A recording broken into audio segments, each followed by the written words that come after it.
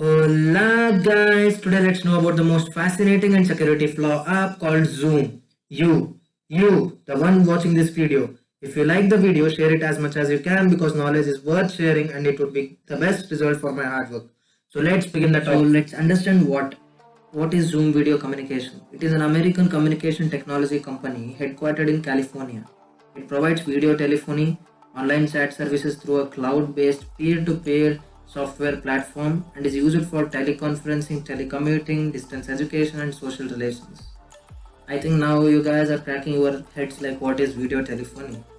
It comprises technology for reception and transmission of audio video signals by users at different locations. And now the quite interesting part, peer-to-peer technology. I think many of you don't know this. It is in computing or networking. In this computing or networking is distributed based on application architecture that partitions tasks or workloads between peers. Peers are equally privileged, equipotent participants in application. I think you didn't even understand it. Okay, I'll give an example. For example, if you are working on a project, many people are working on the project. Like, think about it's okay, 10 members. 10 members will be doing different jobs, and 10 members are equally privileged, highly respected. When they complete the work, they take each resource from each member and make it one. That's the peer-to-peer technology. It's not more like a server-based technology. So it has a good audio and video quality. That's the reason. Now, what is the use? Free for video conferences up to 100 participants with a 40-minute time limit. For longer conferences with more features, paid subscriptions are available. Eric Yuan is a former Cisco WebEx engineer and executive, founder of Zoom in 2011 and launched its software in 2013. By many fundings, by many different companies like Facebook, Yahoo, Red Dot, etc. By 2017, it became a unicorn company. What is unicorn company?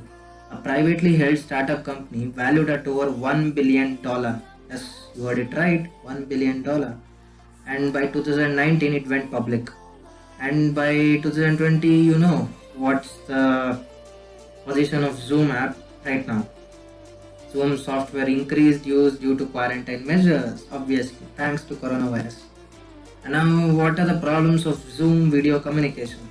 Its software products have faced public and media scrutiny related to poor information privacy practices and computer security vulnerabilities. You heard it right.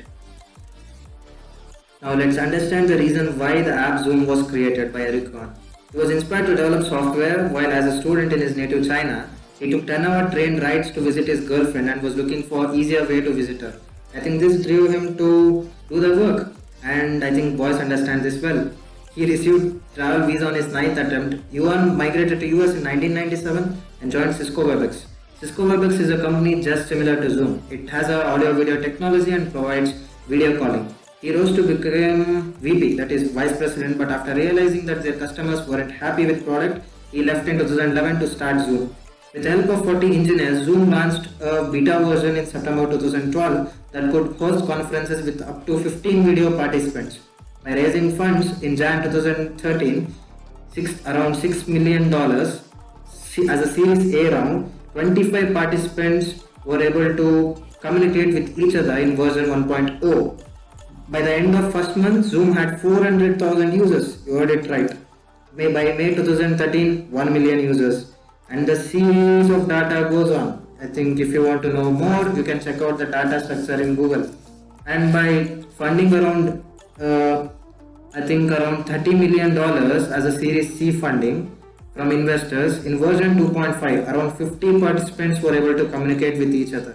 And by the last but not least series, that is D series, they were able to raise the funds around $100 million, and which created a huge bump for Zoom video communications. That is, it was a unicorn company. That is $1 billion company. What is unicorn company if you have a doubt?